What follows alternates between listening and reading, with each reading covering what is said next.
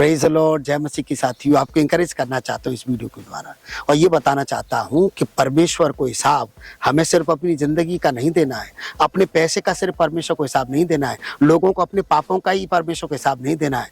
परमेश्वर को हिसाब लोगों को अपने शब्दों का भी देना पड़ेगा। जो हम बोल रहे हैं, जो हम वार्तालाप कर रहे हैं, जो चुगली कर रहे हैं, जो अच्छी बातें कर रहे हैं, जो बुरी बातें कर रहे हैं, जो नकारात्मक बातें कर रहे हैं, जो सकारात्मक बातें कर रहे हैं, आप जो भी बातें कर रहे हैं परमेश्वर को हिसाब देना पड़ेगा।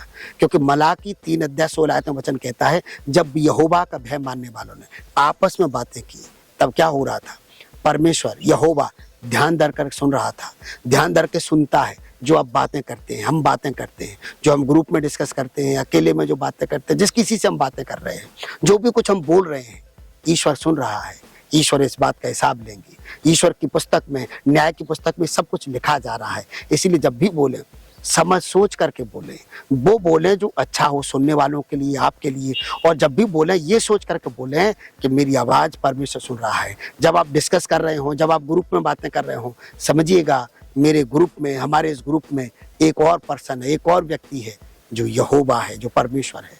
और उसको उपस्थित जान करके बोलिए, आपके जीवन में आशीषें होंगी प्रभु यीशु मसीह के नाम से। और 1 शमूएल 2:3 में शमूएल कहते हैं, अहंकार और अंधेर की बातें तुम्हारे मुंह से न निकले, क्योंकि तुम्हारा परमेश्वर, तुम्हारा यहोवा ज्ञानी ईश्वर है। वो बातों को तौलता है, वो देखता है कि मैं और आप क्या बोल रहे हैं। इसलिए जब भी बोले अहंकार की बातें ना बोलें, अंधेर की बातें ना बोलें, नकारात्मक बातें ना बोलें, क्योंकि परमेश्वर को मूर्ख नहीं बनाया जा सकता है। परमेश्वर ज्ञानी है और वो बातों को तौलता है, वो बातों को देखता है प्रभु यीशु मसीह के नाम से। और भजन संहिता 34:12-13 वचन कहता है, वह कौन मनुष्य है जो जीवन की इच्छा रखता है और लंबी उम्र चाहता है, आशीर्वाद चाहता है। वो व्यक्ति क्या करे? अपनी जीभ को बुराई से रोके, अपनी जीभ को नकारात्मक बातें करने से रोके, अपनी जीभ को चुगली करने से रोके, बुरी बातें बोलने से वो रोके, अपनी जीभ को अपशब्द बोलने से रोके। यदि मैं और आप चाहते हैं कि मेरे और आपके जीवन में आशीष हो, हम लंबी उम्र को हासिल कर लें, तो मुझे आपको अपनी जीभ पर कंट्रोल करने की जरूरत है। और वचन तो कहता है, जीभ क्या है? जीभ के बस में मृत्यु और जीवन दोनों है। तो जो मैं और आप बोल रहे हैं, क्या बोल रहे हैं? मृत्यु देने वाली बातें बोल रहे हैं या जीवन देने वाली बातें बोल रहे हैं? और हमने कई एक बार देखा है कि नकारात्मक बातों के कारण से कितनों के रिश्ते टूट गए हैं, कितनों के संबंध टूट गए हैं, पति पत्नी के रिश्तों में दरार आ गई है, कितने घर बर्बाद कर दिए लोगों ने, चुगली करके, बुराई करके, नकारात्मक बातें करके, इवन मर्डर तक किए हैं। कितने लोगों ने कहा है, अब किसी पति ने अपनी पत्नी से कहा है या किसी पत्नी ने अपने पति से कहा है कि तू मर जा, मुझे तेरी जरूरत नहीं है। और सच में वो लोग मर गए हैं, सच में उन लोगों ने आत्महत्या कर ली है। कितने लोग घर छोड़ के चले गए ये सुन करके कि उनको मेरी जरूरत नहीं रही है।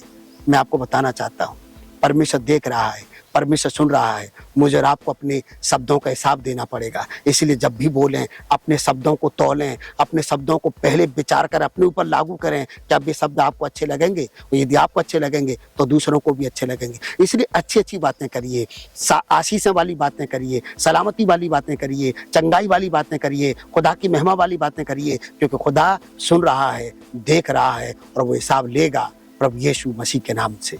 भजन संहिता 109:17 में लिखा है, वह शराब देने से प्रीति रखता था, शराब उसके ऊपर आ पड़ा। ध्यान से समझना है, लिखा है कि वह शराब देने से प्रीति रखता था, शराब उसके ऊपर आ पड़ा। वो आशीर्वाद देने से प्रसन्न ना होता था, इसलिए आशीर्वाद उससे दूर रहा। यदि आप आशीष से चाहते हैं तो लोगों से कहिए गॉड ब्लेस यू, ईश्वर आपको आशीष दे, ईश्वर आपको सफल करे, ईश्वर आपके साथ रहे। जब आप लोगों को आशीर्वाद देंगे, आपके ऊपर आशीषें आएंगी, आपके ऊपर ईश्वर का आशीर्वाद होगा। क्योंकि लिखा है वो शराब देने से प्रीति रखता था, इसलिए शराब उस पर आ पड़ा। जब लोग दूसरों को शराब देते हैं तो उनको शराब लगे या न लगे, लेकिन शराब देने वाले के ऊपर शराब जरूर आता है।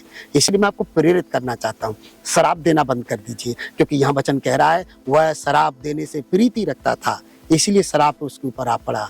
आशीर्वाद देने से उसको खुशी नहीं होती थी, इसलिए आशीर्वाद उससे दूर रहा। मैं और आप आशीर्वाद देना सीख जाएं। जब भी लोगों से मिलें, अभिवादन देते हुए कहें, अभिवादन स्वीकार करते हुए कहें, ईश्वर आपको आशीष दे, ईश्वर आपको बढ़ाए, ईश्वर आपके परिवार को सलामत रखे, ईश्वर आपको दीर्घायु प्रदान करे। मैं आपको कहना चाह रहा हूँ, उनको आपके शब्द लगे या न लगे, लेकिन आपके शब्द आपको लग जाएंगे। आप सच में आशीषित हो जाएंगे प्रभु यीशु मसीह के नाम से। और प्रभु यीशु मसीह ने खुद कहा है कि वो शब्दों का हिसाब लेंगे। मत्ती की पुस्तक 12:36-37 में यीशु ने कहा है कि मनुष्य जो जो निकम्मी बातें कहेंगे, न्याय के दिन वे उस हर बात का हिसाब देंगे। आप अपनी बातों से ही दोषी और निर्दोष ठहराए जाएंगे, ये यीशु ने कहा है। तो जो मैं और आप बात कर रहे हैं, कौन सी बातें? निकम्मी बातें। निकम्मी क्या होती है? जिनका कोई मतलब नहीं होता है, जो बेकार की बातें हैं, जो व्यर्थ बातें हैं, जो नकारात्मक बातें हैं, जो श्राप देने वाली बातें हैं, जो डिस्करेज करने वाली बातें हैं। बाइबल कहती है जो लोग निकम्मी बातें करेंगे, जितनी निकम्मी बातें करेंगे, उन सब निकम्मी बातों का परमेश्वर को लेखा देना पड़ेगा न्याय के दिन। और मनुष्य अपनी ही बातों के कारण से क्या ठहराया जाएगा? धर्मी ठहराया जाएगा, निर्दोष ठहराया जाएगा, और अपनी ही बातों के कारण से पापी ठहराया जाएगा। तो आप डिसाइड करिए, आप अपने शब्दों से आशीषित हो जाना चाहते हैं या श्रापित? आप डिसाइड करिए। और जब भी बोलिए ऐसे बोलिए मानो परमेश्वर सुन रहा है। आपको अपने शब्दों का हिसाब देना होगा। यदि अब तक आपने मेरी वीडियो को लाइक नहीं किया है तो हमें एंकरेज करने के लिए वीडियो को लाइक कर सकते हैं। हमारे चैनल पर पहली बार है तो हमें सपोर्ट करें, हमारे चैनल को सब्सक्राइब कर लें, बेल आइकन जरूर दबाएं ताकि आने वाले संदेश की नोटिफिकेशन आपके मोबाइल पर मिलती रहे। यदि आप हमें कुछ आर्थिक सहायता कर सकते हैं, मदद कर सकते हैं, तो आप हमारी सेवा के लिए मदद करिए। सुपर थैंक्स वाला जो बटन आपको दिखाई दे रहा होगा उसको दबाइए। 100 रुपये से लेकर के आप जितनी हमें सपोर्ट कर सकते हैं, जरूर आप हमें मदद करें।